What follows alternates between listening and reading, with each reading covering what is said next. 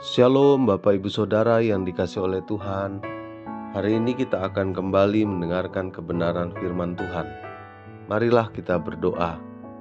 Bapa di sorga, di dalam nama Tuhan Yesus Kristus, kami mengucap syukur untuk kasih yang Tuhan berikan dalam hidup kami. Rindu Tuhan, hidup kami diubahkan semakin hari serupa dengan gambaran-Mu.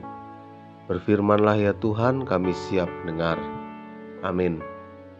Firman Tuhan hari ini berjudul Tenang dalam Kekacauan.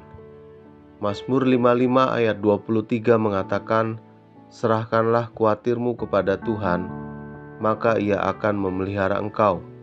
Tidak untuk selama-lamanya dibiarkannya orang benar itu goyah.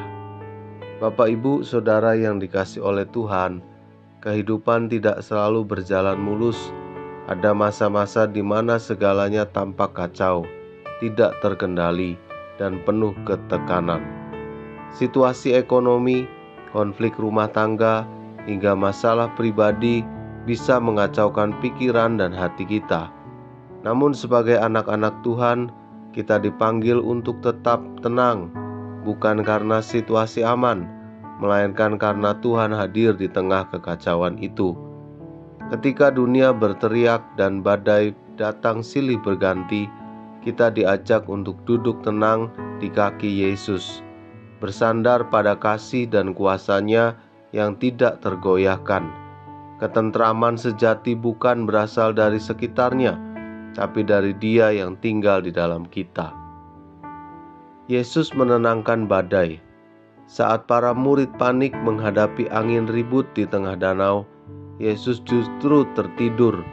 Ketika dibangunkan, Ia berkata, "Mengapa kamu takut, kamu yang kurang percaya?"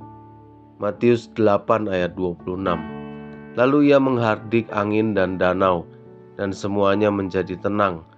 Dari peristiwa ini kita belajar bahwa ketenangan bukan berasal dari situasi, tetapi dari kehadiran Yesus yang bersama kita dalam perahu kehidupan. Ada beberapa perenungan. Yang pertama, ketika kita tidak bisa mengendalikan, Tuhan masih bisa. Dalam keadaan kekacauan, kita sering merasa kehilangan kendali, tapi Tuhan tidak pernah kehilangan kendali atas hidup kita. 2. Tenang adalah pilihan iman, bukan perasaan. Tenang bukan berarti masalah hilang, tetapi hati kita memilih percaya dan tidak panik. 3. Doa membawa ketenangan ilahi. Doa bukan sekedar mengubah keadaan, tetapi mengubah hati kita agar tetap tenang di tengah badai. 4. Fokus pada Tuhan, bukan kekacauan. Apa yang kita fokuskan akan menentukan kondisi hati kita. Pandang Tuhan lebih besar dari masalahmu.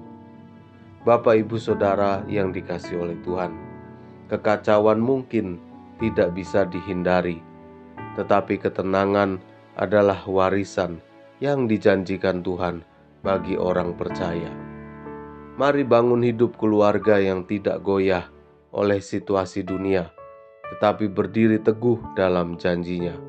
Di tengah kekacauan, jadilah keluarga yang tenang, karena Tuhan ada di pihak kita, dan Ia tidak pernah gagal memelihara kita.